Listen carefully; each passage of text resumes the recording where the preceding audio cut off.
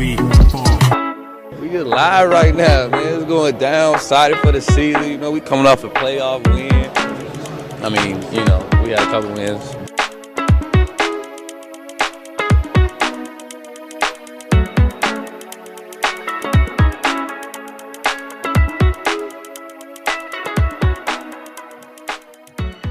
Hello and welcome to Diaries, a Milwaukee Bucks podcast presented by us, the staff of Brew Hoop, back again for another edition of our 2024-2025 season preview series of podcasts.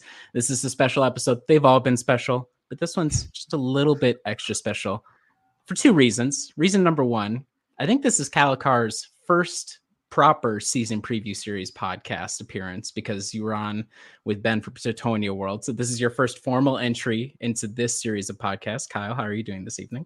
I'm good. I was just in Lake Geneva this past weekend, so great time, good food. Saw a lot of houses that make me feel poor, but otherwise it was an excellent weekend. That's good. We want the world needs to keep you humble, I guess. Okay, well, good. I'm glad Kyle's coming in with a good attitude tonight. My other guest, he is a man well known across the Bucks blogosphere. You would have read him at Behind the Buck Pass. You would have heard him and read him still today at GSPN. He is a co-host of the, I'm just going to say, award-winning Win in Six podcast. Co-host of Talk of the Tundra, where he covers the Green Bay Packers. He is an archivist, a documentarian, a GIF aficionado. He's really good with his timing, no matter what's happening in the Bucks world on social media. He's a good guy, and this is going into the Wayback Machine. He was my very first podcast co-host when I was just a kid in college, like a decade ago. So we've come a long way. It's coming full circle here. We're happy to have GSPN's Jordan Treske on. Jordan, how are you doing tonight? Doing well. You forgot to mention that the award that Win in Six won was like the Razzies, like the worst. It's one of those. No, I was gonna leave it floating for you to fill in if you wanted, but not all awards are equal, as they say. But I'm very happy to be here, and it's good to talk about Bucks. Now that the season is like, it's not almost here, but media day and everything like that just fires off the unofficial, like, oh yeah, let's get that back on our radar kind of thing. The first question before we even get going for both you guys, at what point to you does the Bucks season feel like it's really imminent? So is it media day onwards? Is it the first preseason game? Is it when we have to wave goodbye to the 21st guy on the roster because we're cutting down? Or like what to you says, okay, Bucks basketball is here? Or maybe even just regular season tip off.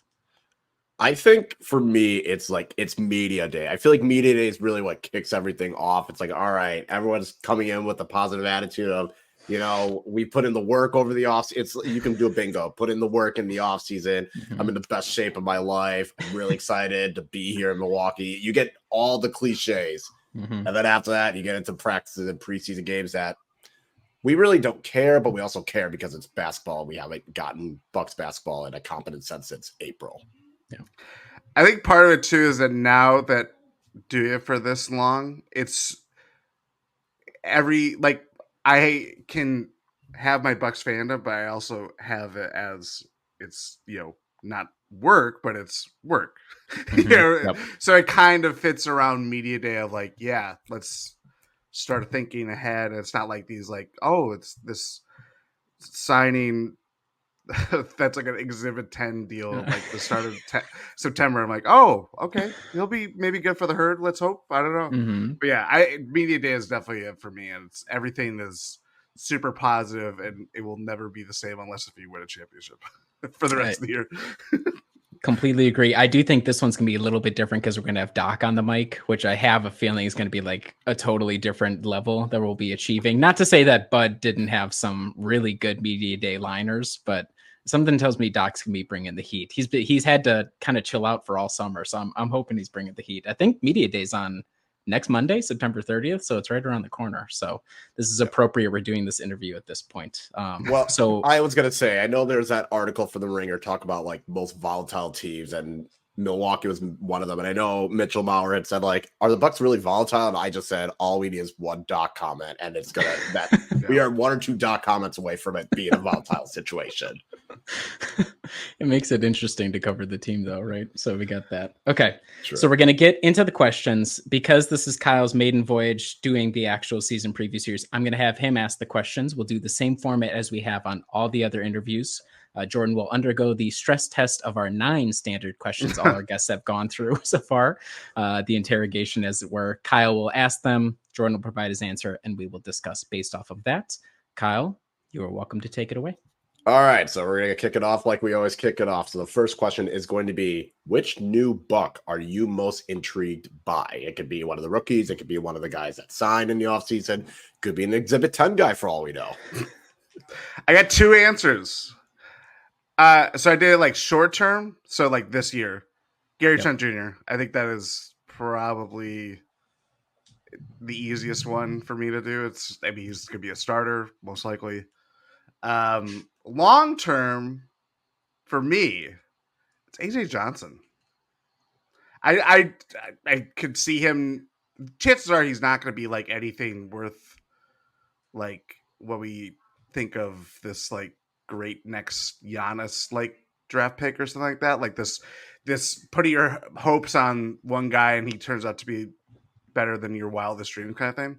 Mm-hmm. But I just like the intrigue. I like what he could be. I like having that of rather than just like, oh, okay, like some of the late second round picks or the Mamus or the Jordan Warras, Sam Merrill, who probably is the best of the bunch at this point. He's a certifiable NBA player. Yep. But AJ Johnson just kind of being like this mystery box. And he's like a fun, flashy guard if he can put it all together kind of thing. So yeah, I of course I had to break it up into 2 separate answers of just, how I am. I'm going to say you're the first person that has broken it into 2 separate answers in terms of a short term and long term. And I don't disagree with the short term. I feel like Gary Trent Jr. is going to be that X factor of if he plays up to what we expect of him, then Milwaukee starting 5 is set. Probably have the whole closing lineup set.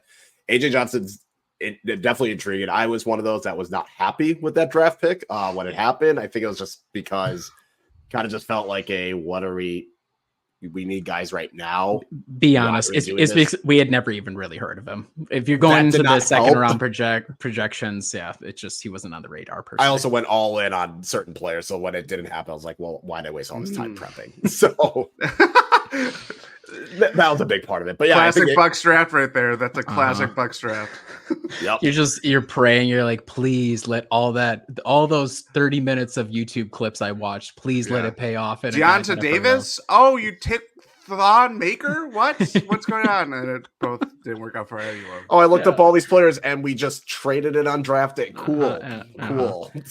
I like, so for AJ Johnson in terms of long term, I think right to level set the expectations of he's probably more likely not going to be the franchise savior, because we already have the franchise savior. If he's a good like partner in that, that's great. What I love about his potential though is he's a classic. You're going to have a hardcore people that think he sucks, and you're going to have a hardcore people that are like, he's like rough, but he just needs the time, like give him the opportunities.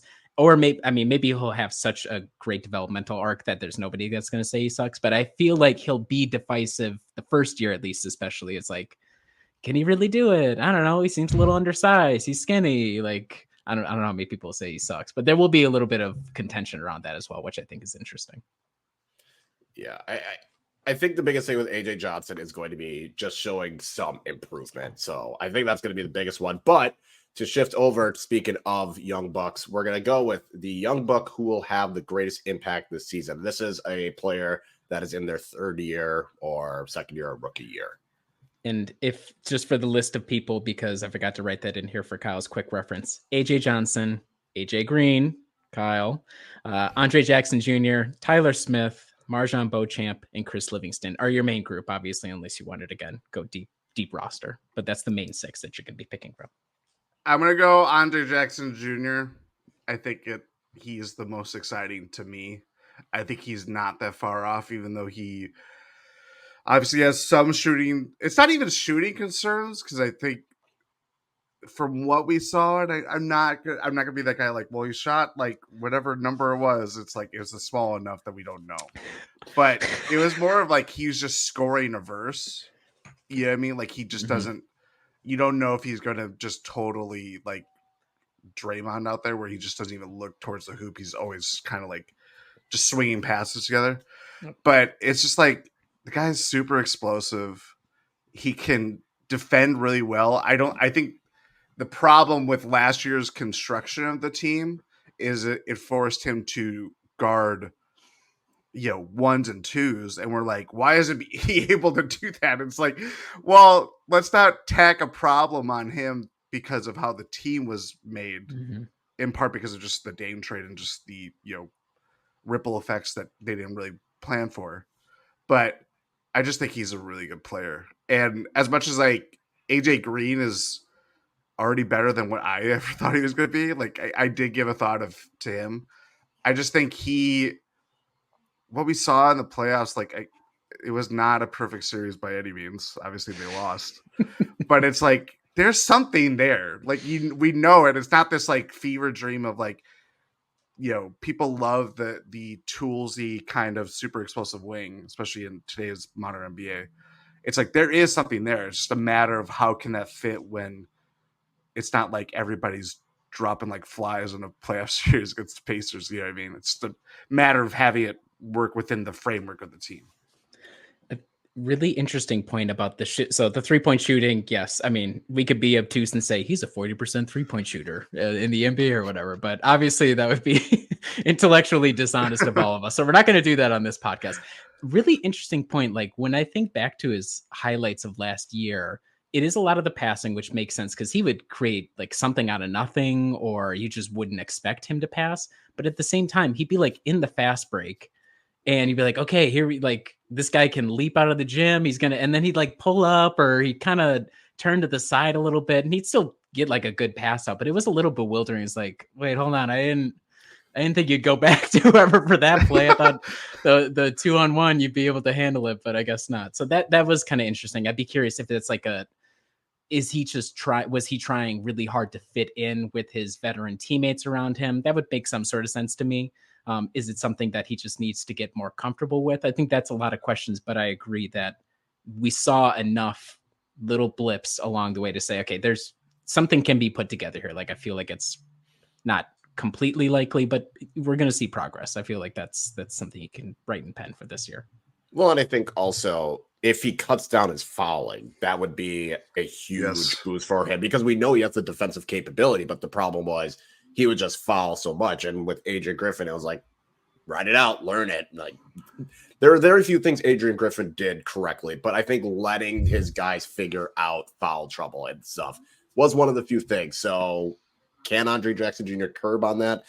Yes, we aren't going to really go into his 3-point shooting, but at least we know he is capable and willing to shoot a corner 3 if he's got it. So that's at least something similar to what PJ Tucker was doing during that title run. It's like, if you just sit in the corner and shoot a 3, we'll take it. So I am curious. Like, I feel like there's only 2 players that really are going to have an impact in terms of, and Andre Jackson Jr. is one of them. AJ Green's the other. So we'll see. We'll see. But the next question is, out of the free agent signings, I'm going to have you rank them on how well they'll fill the role that they'll be given. So you got DeLon Wright, Gary Trent Jr., and Taurean Prince. And the role that we'll be giving, it's kind of up to your definition. I think we all have a sense of what they will be doing, but if you have maybe a slightly different idea, that might also impact your answer. I think Trent won. I think, not to just belabor it, but talented starter. He's going to probably play the most minutes, so he has the most run. And I just think he's like, the difference between him and Malik is like Malik was a really good like flamethrower, like 3-point shooter.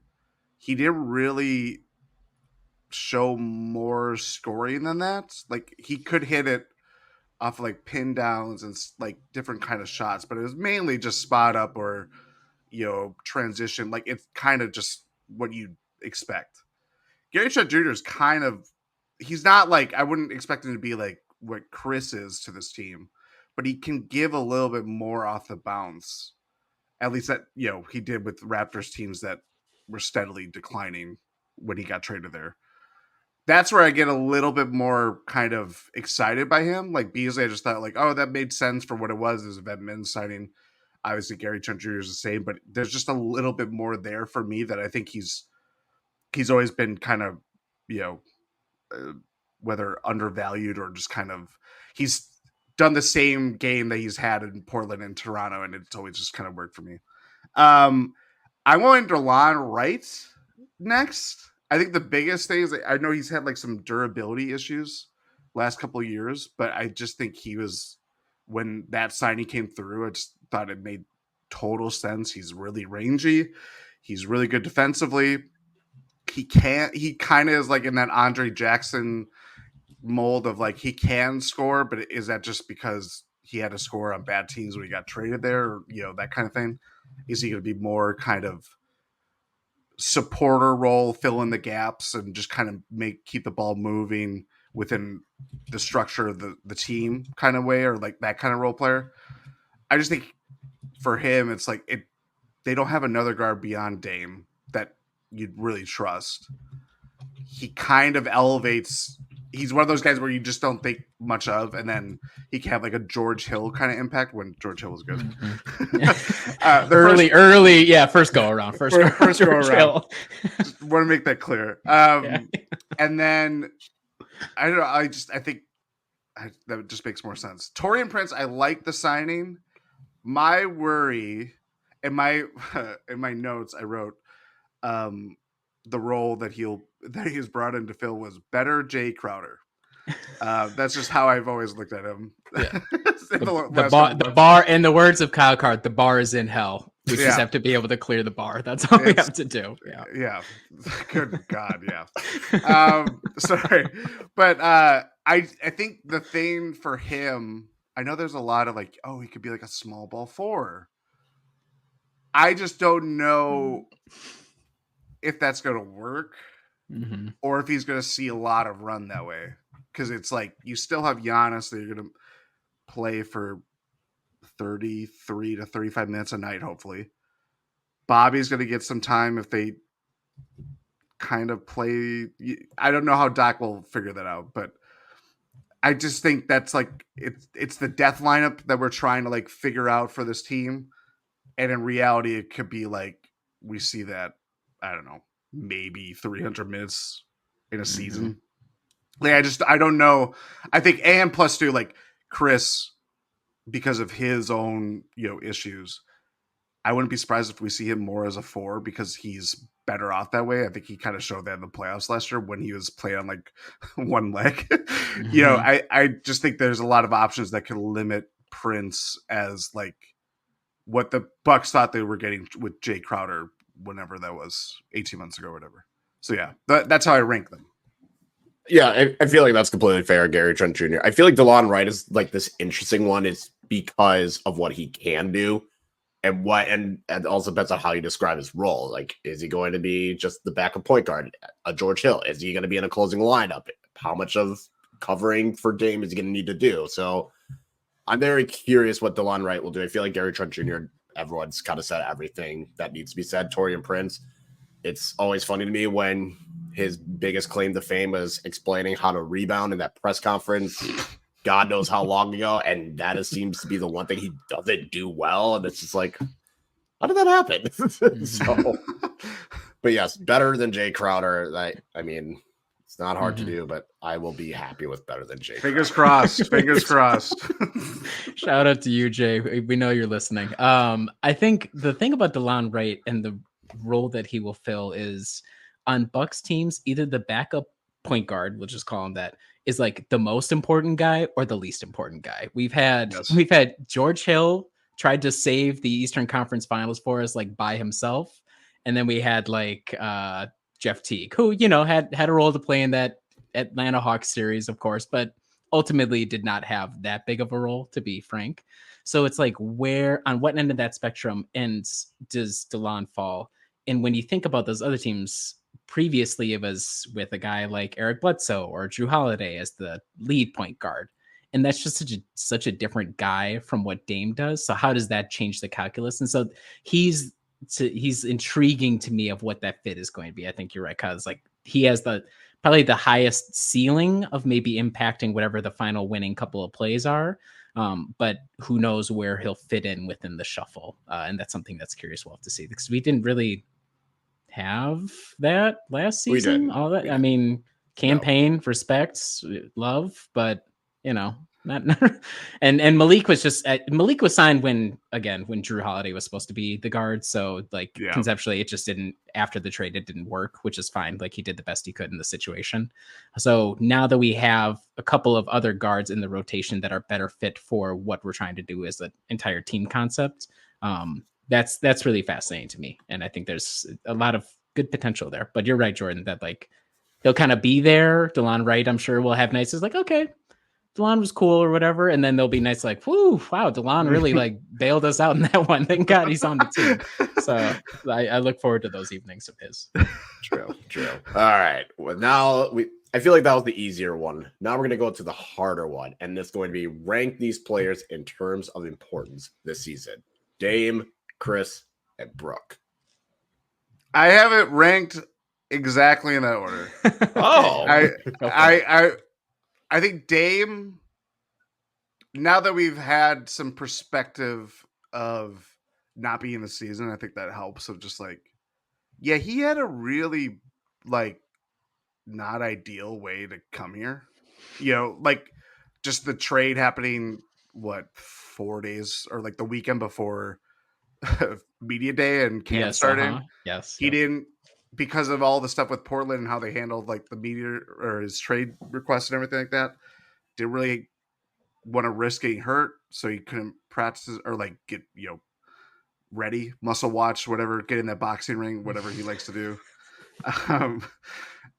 So it's like, if that's what he looked like he still dropped, what was it, 30 something in the first half of the game one. Mm-hmm. Yep. They're like, that's Dame Lillard, like just showing up to the gym and like hoping everything works out, like just not at his best, like, or peak performance. But I think that gives me hope of like what it could be if he sustains himself, and like obviously health is on his side. Just having a full off season, not having a coaching change, everything like that. Like, I obviously understand like all the life circumstances around it that just make things hard for something like that.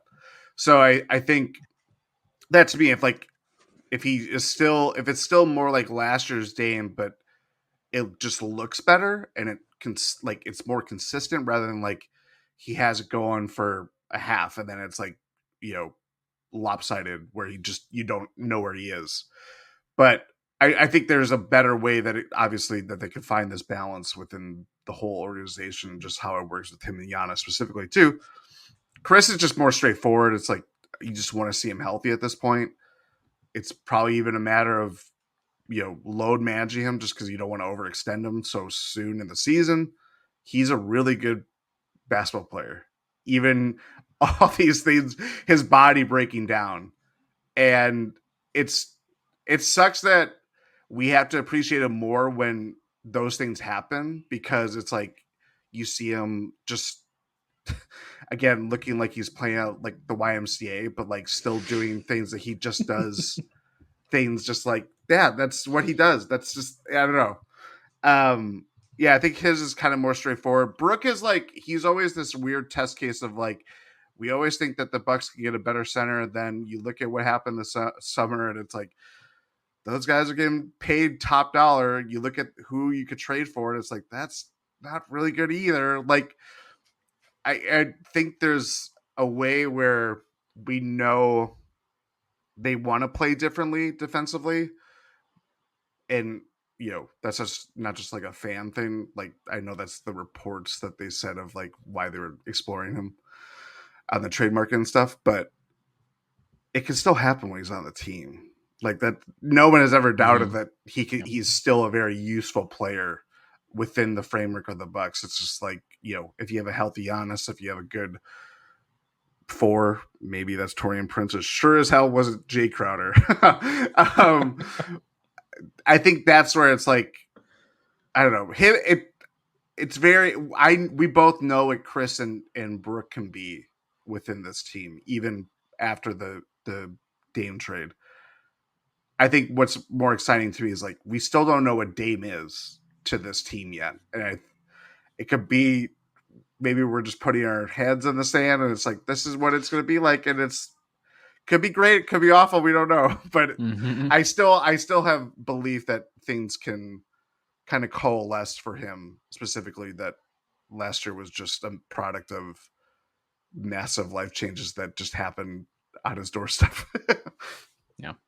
Yeah, I can't discount the chaos between new GM and everything, coach in Portland, get traded. You don't get traded to Miami, come to Milwaukee, dysfunctional scheme happens, basically scrap that within 8 games. Coach gets fired, new coach comes in, you're still trying to figure this out, going through life stuff. Yeah, I feel like I don't care how good you are, that's probably not going to help you. So No. I definitely I think a whole offseason today will help. I also feel like with all three, you can easily, like what you said, could easily be an argument for why each could be number one as well. And yet the theme is, as long as they're healthy, all three of them need to be healthy. And it's weird that Brooke was the healthiest of the 3 last year. Mm-hmm. Also ironic that we get to the playoffs and Chris, who is pretty much half dead the entire season. He's like, he's the last man standing. He's like, I guess I have to save the franchise again. Get on my back. I got it. Don't worry. It's just, all season long, we just spend so many podcast hours. Just throwing that shot in game, was that game 5, right? Yeah, I was like, yes, yeah. You did it again, you bastard! What is this?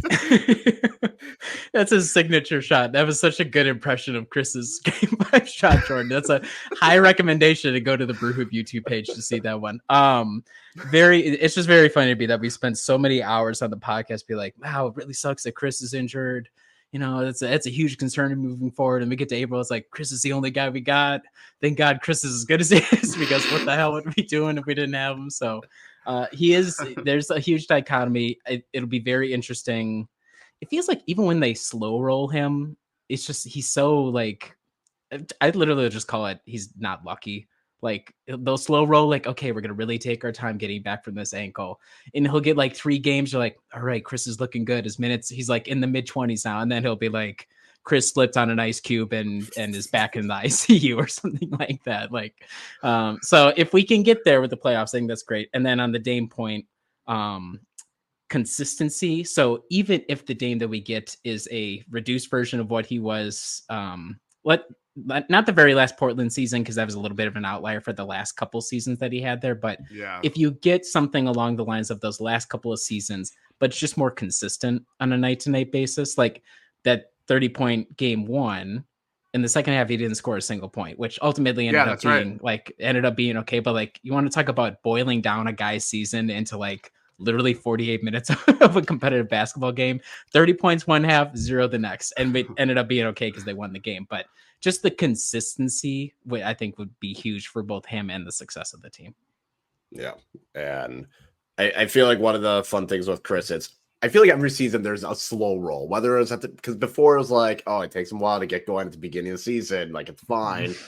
But now it's all right. We're going to get slow roll him after an ankle injury that he just sprained his ankle. Yet he's out 2 months. What happened to him? What in the world? But who knows? But maybe that could be one of the greatest things that we're going to talk about next is going to be, what do you think is the team's greatest weakness? It could be injuries. It could be defense.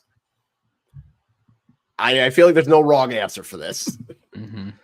Yeah, it was very, I actually do have I have to look at my notes now. I have a good answer that isn't just like health or like durability. Okay, good. It's obvious, yes, but and it's like they're in that life cycle of like they've been doing this for a very long time at this point in terms of like NBA years, and it's hard. I do think in a more like idealized, like if we do see 80% of a healthy team come playoff time, is their best good enough with what else is around the East. Like Boston, I know they have Kristaps is going to be out for some length of time to start the year. Like half the season, more or less. Half the season. We keep thinking Al Horford's going to break down, but he's not, regrettably. They just have, like, how they play as maddening as, like, every Joe Mazzulla quote comes out, like, on social media. I'm just like, how is this man an NBA coach? It's insane.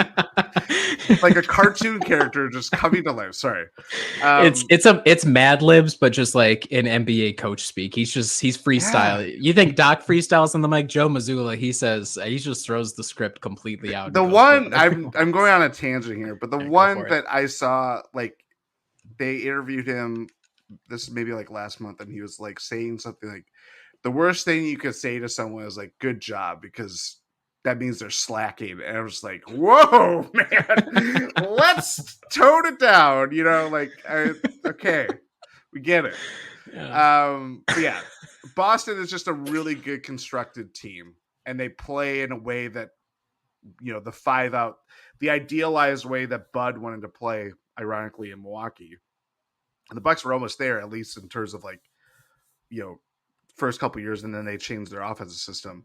But Boston has, like, the versatility. They have the 3-point shooters, even if it's, you know, their best players aren't playing up to task. It's like, no, these guys can just play the way that they want, and it is just so free flowing that I think the way that the Bucks, like, if everything works out, it's like kind of more, you know, 4-out. Giannis obviously being the question mark, like, shooting wise, whether it's free throw or beyond. But it works with how winning the NBA can work if you have, like, someone like Giannis, but not how every other team wants to play now. You know what I mean? Like, even the Thunder is like, they're kind of getting to that. I think the Knicks are trying to get to that now with, like, I don't even know who their center would be with Mitchell Robinson hurt again. It might be Julius Randle. Mm-hmm. It's a little creaky there. Josh Hart. Maybe it's Josh Hart. It could be Josh Hart. Like, he probably poor would do SOB. Who knows what has to Tibbs play is going to do? Yeah. He's got every But job it's like in the organization. After the Bridges trade, I was like, oh, that they want to play like how Boston wants to play. Like, it just made more sense. Philly is kind of, I'll save my thoughts for Philly later, but I just think that way of how Boston's built that team, Brad Stevens has built that team, which he can, after being a good coach, is now a great GM. It's like maddening, but I do wonder how this is going to work with, even if the Bucks are, like, healthy and everything kind of works out with how they are approaching the season. I think if you asked Giannis, though, he'd say, we are 5-out, and I'm the guy who's spacing the court, because he loves his 3-point shots. Giannis would disagree with your contention that they're not true. A 5-out offense. He said, have you not seen me pull? He's like, I passed Kareem on a 3-point shot. What are you talking about?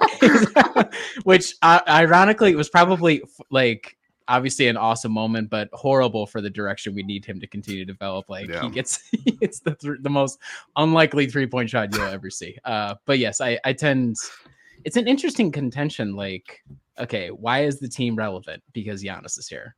What makes it kind of hard sometimes to, like, build or at least compete in the same way with the way a lot of other teams are going stylistically? Because Giannis is here. It's like, how do you square that circle? And the opposite argument, which I think most of us would subscribe to, is you're zagging when everybody else is going this direction, and you have this singular player that is a handful for any team to handle, and especially if they're trying to do more 5-out, which typically does not require a lot of guys who have, like, it's not physical strength, but like Al Horford is kind of a little bit of a unicorn. Yes, there's more centers who can shoot and everything like that, but, like, who is going to handle him? So it's this, like, dichotomy of he enables everything, but also trying to fit around it is kind of harder than you would imagine in 2024 than it would have been, whatever, like a decade ago.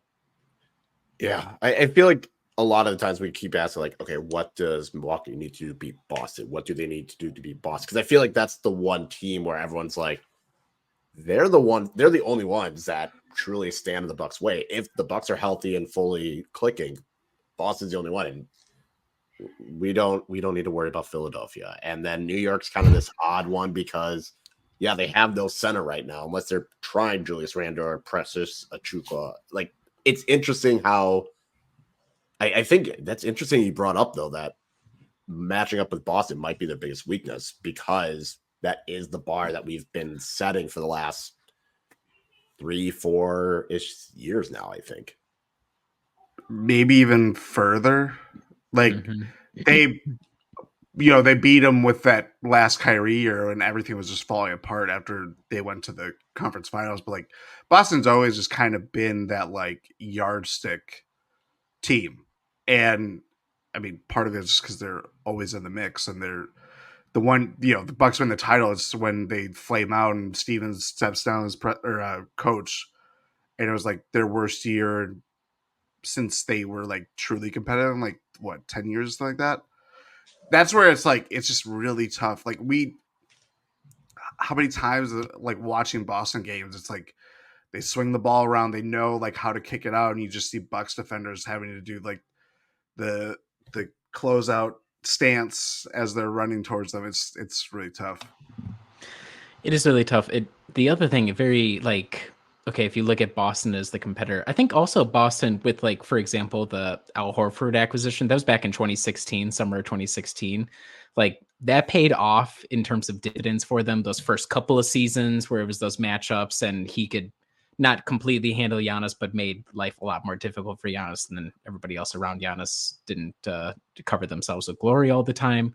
So like, even going like almost a decade now, 8 years at this point, they've had like this one answer, and Al Horford is less relevant now, but then everybody else around him have improved, and on an individual basis as well. So even though the Bucks did ultimately win a title, now the Celtics have, and now just based on age profile, it's an interesting kind of toss up. It's like Al Horford's less relevant now. He's still relevant, but just not as relevant as he was a decade ago or 8 years ago.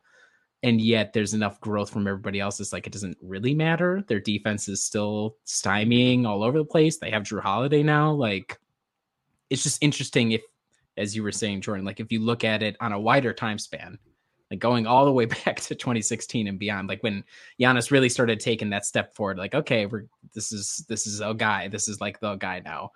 And yet Boston has kind of had a little bit of an answer, or at least enough to make it a toss up going into each series. Like, I'm not going to say the Bucks are going to absolutely demolish this, or the Celtics are even going to do that to the Bucks necessarily. But yeah, it's an interesting kind of perspective to have on that. Yeah. All right. So now we're going to go into, we're kind of in the doldrums. Maybe it's like January. We've gotten through the holidays. The Bucks are playing the Charlotte Hornets, or I'm trying to think of they're playing the Brooklyn Nets. It's a Wednesday. You really don't want to watch this game, but you gotta, because people need the content. So what is something that you hope to see the Bucks do during the regular season in what I'm just going to call the winter doldrums? I took this very simple. I just want them healthy. I don't want this, like, we're 2 weeks out or however long it was of approaching the playoffs, and Giannis gets hurt and it just throws everything out of the window. Like, at this point, I feel like, as much as I am intrigued by, we all want that kind of, what does the future contributors look like, or how does the young guys kind of flourish if they get time. I think we ultimately will be more satisfied, at least in terms of just this year specifically, is if everything just works. Like, the things that we thought were going to happen with the Dame train immediately didn't happen last year. Can that coexist between Dame and Giannis? That Doc putting everything together, especially, now having a full year under his belt. All that's like, that would just be the easiest thing for me, as in terms of just like how the Bucks are going to be this year.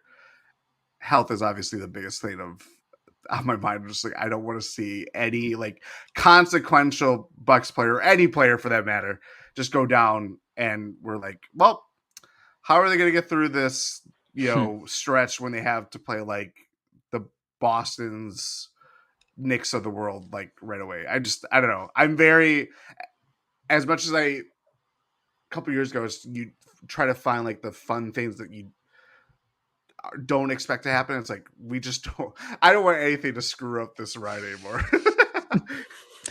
So if you're at home and we're leading up to that Wednesday night road Brooklyn game, and you see one of the stars get a DNP rest, just know somewhere Jordan Treske's smiling because he said we're not messing it up against this team. At least if it happens on national television against it's a marquee game, it is what it is. But against the Hornets, the Nets, the Wizards, the half the the East at this point. the Pistons, half the division. If we're catching DNP rest, it's a good spot for Jordan Treske this season.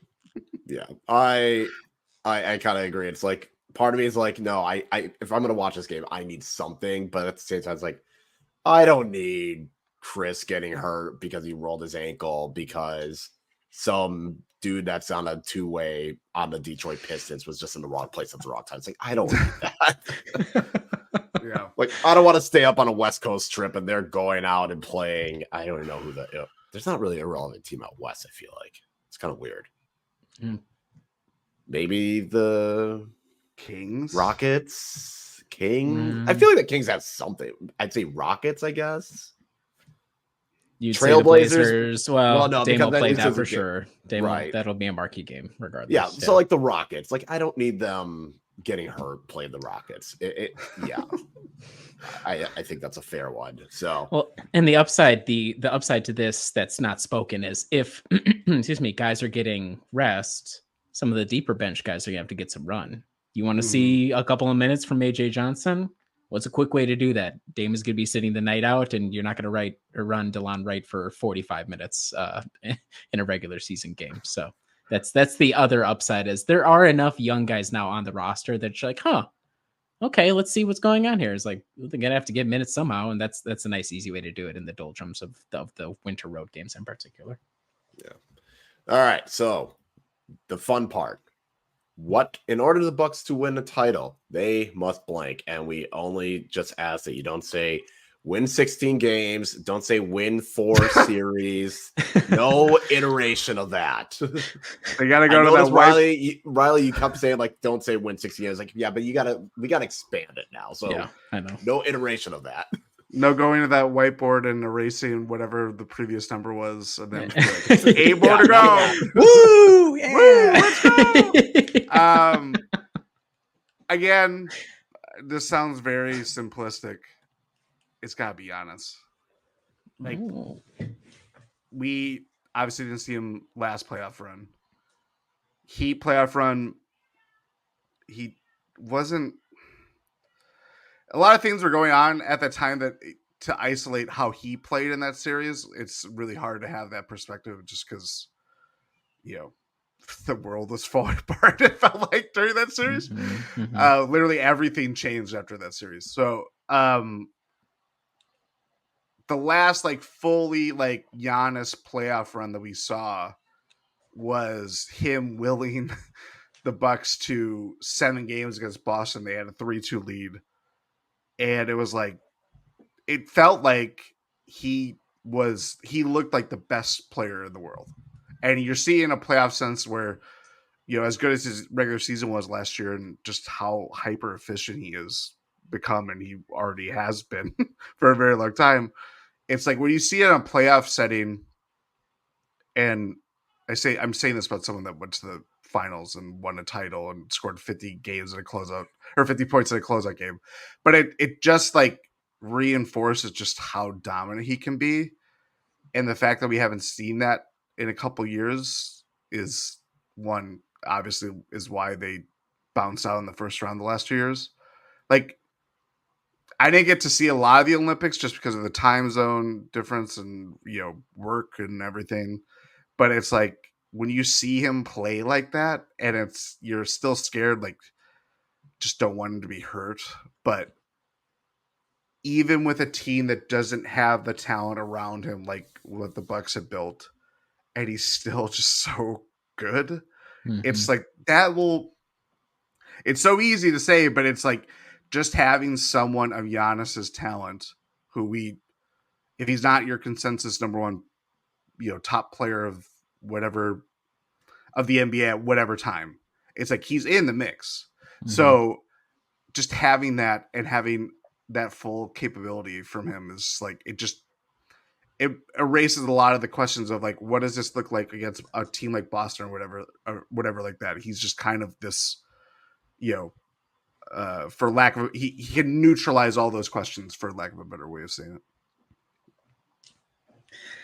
it.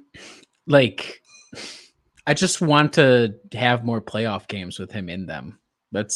I just want to see my guy, my hero, my Greek hero. I just want to see him have more opportunities to like play at the highest level. And I think it's so interesting too, thinking about, because all we can do is think about it. All we can do is theorize. What does he look like with Dame in playoffs? We can wonder what he looks like during the regular season. How much 2-man game did they play? How much pick and roll is there? But like in the past, when the team has had playoff success, he has always played next to a lead point guard who had severe offensive deficiencies in the playoffs. Like try as they might, if Giannis just said, I'm going to have to put it on my back, and if I die in trying, then that is what is going to have to happen. And how does he still apply that? Because he will apply that. It's just he plays at that speed at all times. But how does it adjust with Dame next to him? And how does he bring all these other plays in? I think there's just so much that's interesting. And I know he's going to be turning 30 here soon. And, at this point,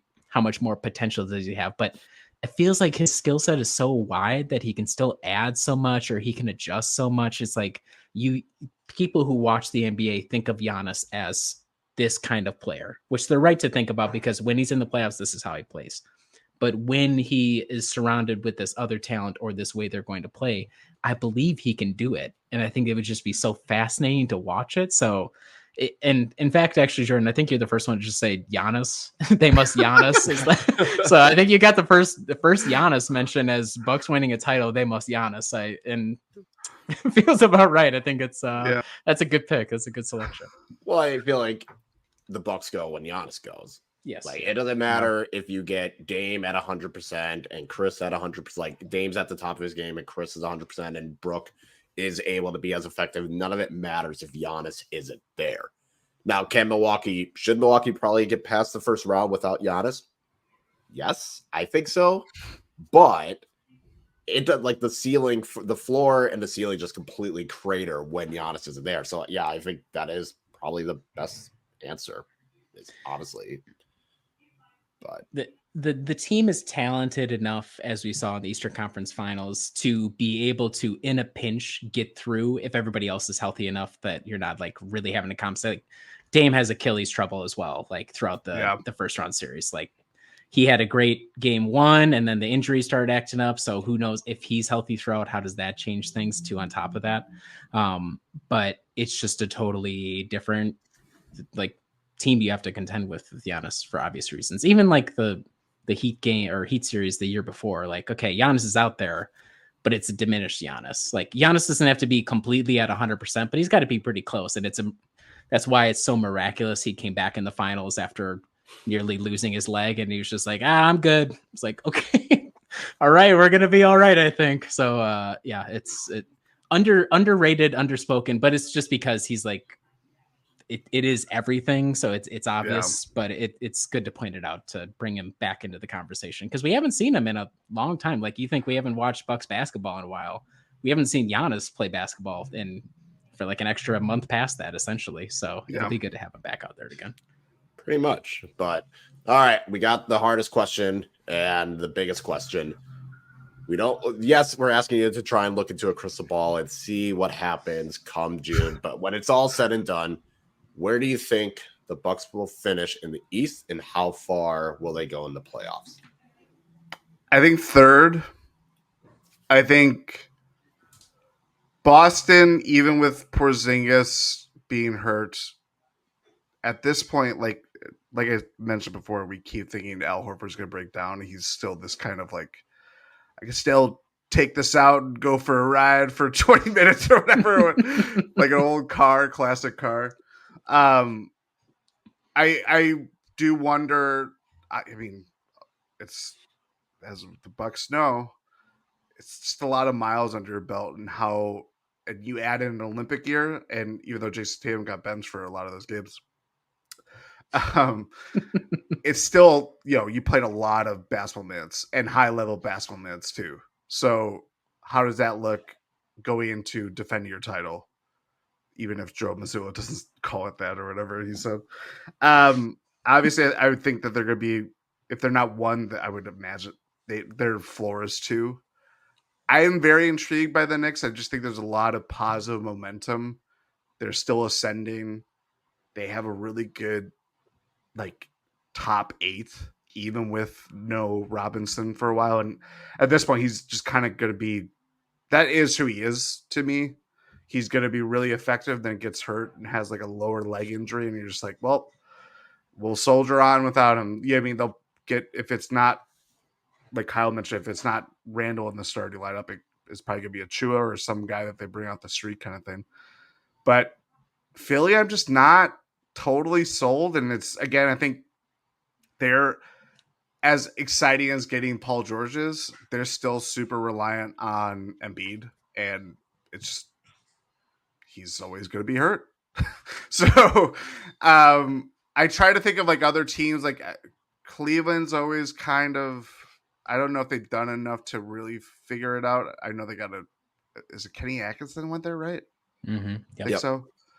Orlando's always intriguing, but I'm not going to say they're going to sneak up in there. Indiana, maybe it's everything that happened last year, but I don't buy it happening again in the same way.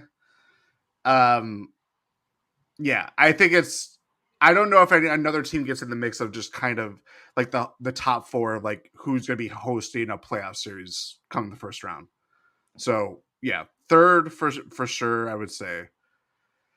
I think they go to the conference finals because, one, it's the seeding, because obviously you're not going to be playing the 1 seed in the second round. Right. I have to remember that. Yes. That's right. Yes, correct. Yeah. Yep. And I just think this is just me, hopeful optimist, even though I'm not saying they're going to the finals or winning the title, but it's I do think they have enough there that they can go to the conference finals, at least make something interesting. If things don't work out the same way as it has for Boston the last couple of years, or obviously last year, if the Knicks have one glaring problem, it's just their center problem, especially when it's Giannis coming down the lane and terrorizing their interior defense. I'm just bullish on, for whatever reason, that things are just not going to be as dire come playoff time in terms of just health. But yeah, I don't know if they get over the hump and we're thinking of they're finally back in the finals. Maybe things changed before the deadline, or things kind of increased or brighten up that outlook for me. But I think they just get there and it falls short. That'd be a form of validation, though, for this project, right?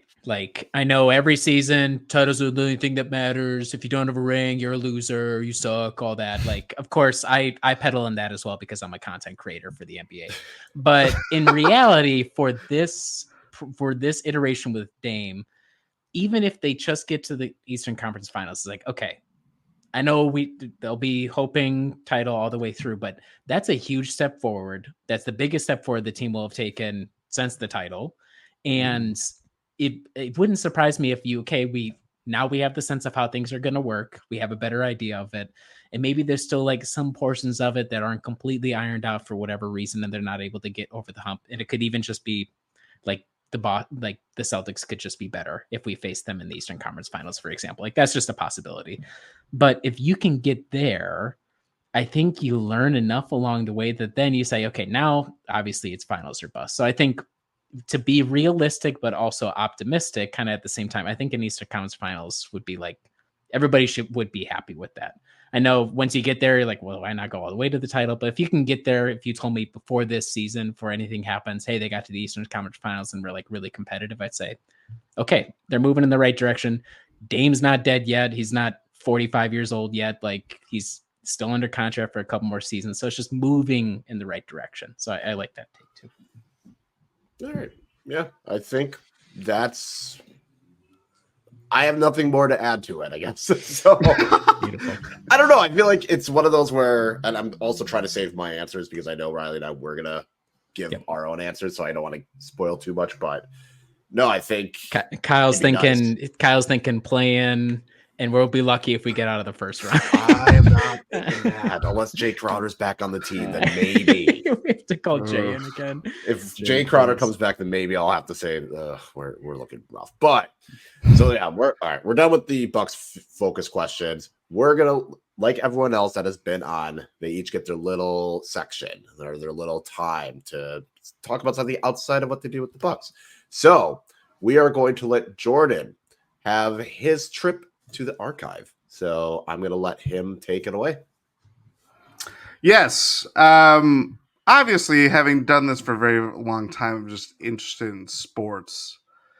And I think, especially over the last couple of years, it's evolved in not just Bucks, but obviously Wisconsin sports, but like reading about like the history of sports, the cultural impact of having a sports team and all this stuff. And I've just always been, it's probably just been like a slow build of, watching sports documentaries for a very long time, whether it's like 30 for 30s or all that stuff. It's always just like, yeah, I got some time. I'll watch 3 episodes of the new Vince McMahon Netflix thing. And I'm like, yeah, I don't like wrestling. I don't really, it's not that I don't like wrestling, but I don't watch it. So I'm like, but I know what it could be, and I just want to watch it.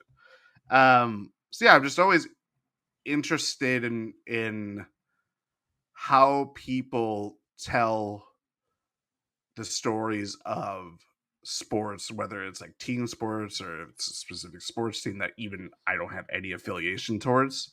I just think it's always really interesting just to see how things just kind of come together. It's like it starts from somewhere, you know what I mean? So that's where it's like, you come of age and you're like, oh, this is a basketball team that I like, and it's in my city. It's the Milwaukee Bucks and all this stuff. And so you just kind of going back and be like, oh, that's what that was, or this is what that was. I'm just endlessly fascinated of like reading or watching like sports related kind of stuff like that. And has there been something recently you came upon? Was there like a recent documentary or book you read that you said, hey, this really stood out, head and shoulders above anything else you've seen recently? Recommendation for the listeners and viewers at home, maybe? Free space here, really. The recommendation to watch, I would say the Vince McMahon one has been really interesting. And I think that I know it's, and they address like more of the recent stuff that has happened with him, just because it seems like he's kind of an abominable person. But it's told in a way where I think that this is what they're trying to get at. It's that his story of how he rose up to be this, what everybody thinks of him as like the head of the wrestling circuit. It's like, what is real and what is fake? I mean, you're that kind of eternal wrestling question is kind of, they're trying to like get that in the documentary. I think it's really fascinating how that works, but that would be the watch. Reading, I mean, I could pull a bunch. I love, I've grown to like with more free time. I've really loved reading stuff. And a lot of it's like NBA related, because there's just not a lot. It's not that there's not a lot, but like I'll go to the library and there's like huge cabinets or shelves of baseball books, and the basketball section is not that way. No. So like reading about like the NBA's labor history, this really like minutia, but like Sam Smith, he's the guy that wrote the Jordan rules. Yes. Yeah. He had a book a couple years ago called Hard Labor, and it's about Oscar Robertson and the efforts. It's coincidentally when he comes to the Bucks, they sue on behalf of the Players Association, they sue the NBA and the ABA because they're trying to merge, and he's saying that's going to create a monopoly and eliminate jobs for players.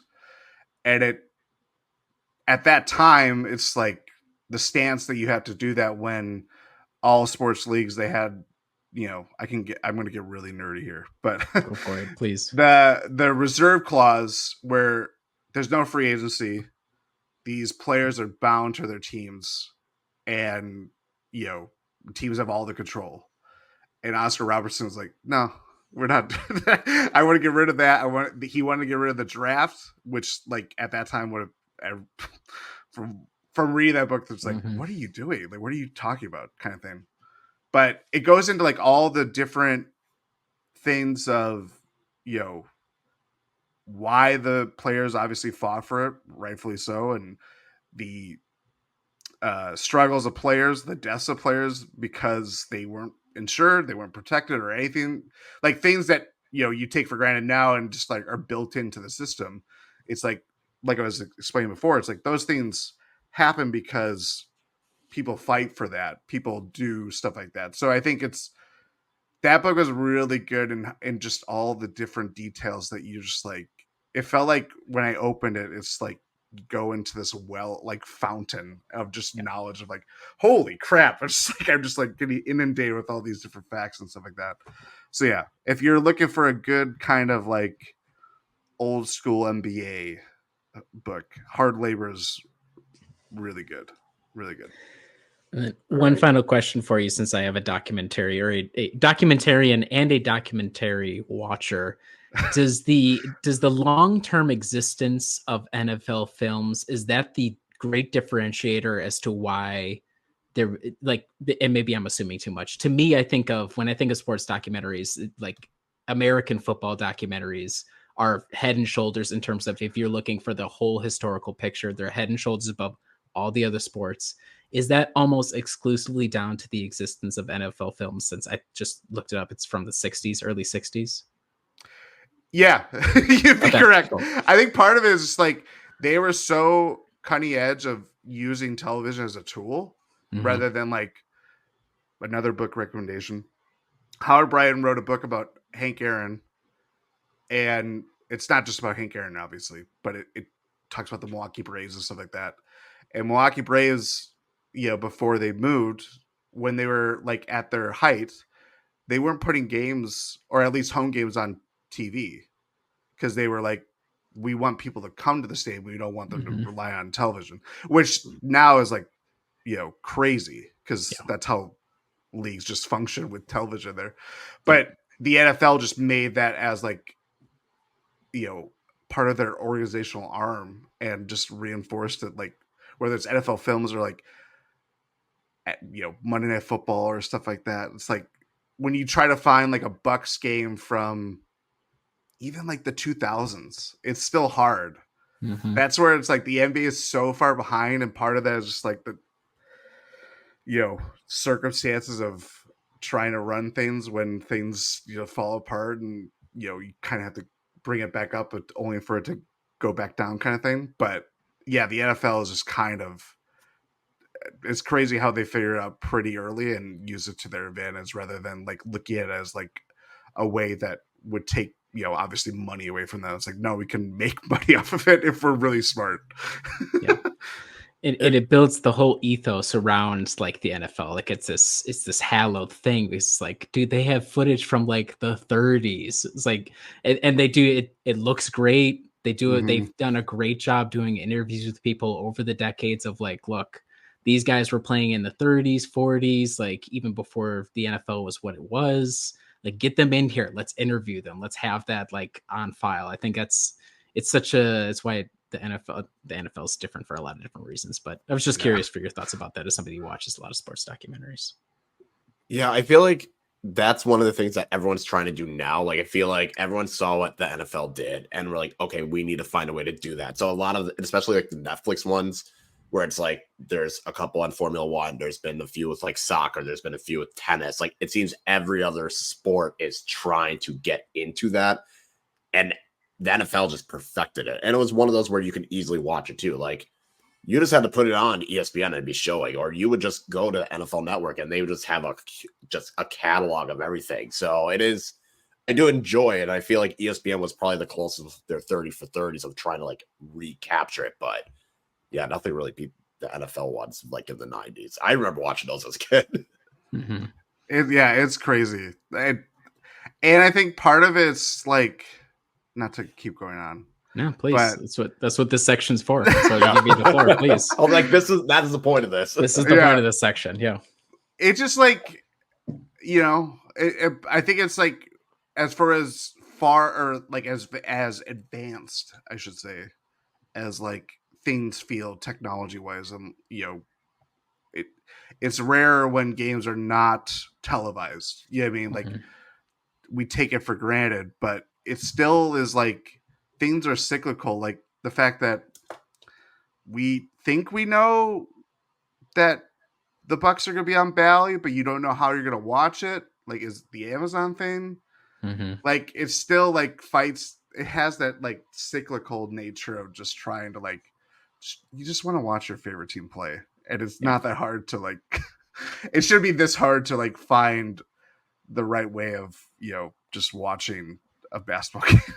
Yeah. You shouldn't have to essentially be fighting your team or its partner to be like, please just let me watch the team. That's like, I've always been very lucky now that I've lived in Minnesota for over a decade. Like League Pass is a horrible product and Adam Silver is stealing money from my family, but at least I know I'll be able to watch all the games that aren't on national TV and even NBA TV I can watch on there now. Like if you're in Wisconsin, good luck. Like it seems like hell trying to figure it out. And I know that's how the RSNs work, but yes, you're right that it feels a lot of the time like a battle. Even with League Pass, it can be a battle sometimes. Like, it's on Bally's, but it's also on NBA TV. It's like, okay, I guess I can't really watch it. Like it's on ESPN, but it's also on Bally Sports, which I actually was appreciative of that at first because I was like, okay, I don't want to hear the ESPN commentators. Like I can just go to Bally Sports, but that app has been so bad and it makes me bang my head against the wall. Yeah. I think it's your point about the fact that trying to find a 2000s Bucks games. I can like the number of YouTube searches I've done of like Desmond Mason, game winner, Pacers, like John McLaughlin. I'm just putting in every keyword. I'm like, I've seen the clip. I know it's on the internet somewhere, but I am just putting in keywords like it.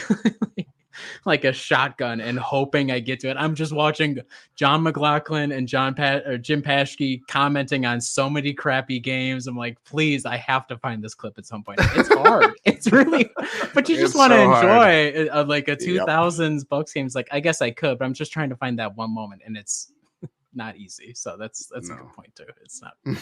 Yeah. I don't think it's ever going to happen, but that is all the time we have for tonight / today, either way. But Jordan, I appreciate you jumping on. If you want to plug social media or anything where people can find your work. Yes, I obviously am 1/6. That's how I always say it. 1/6 of Eurostep Podcast Network or GSPN.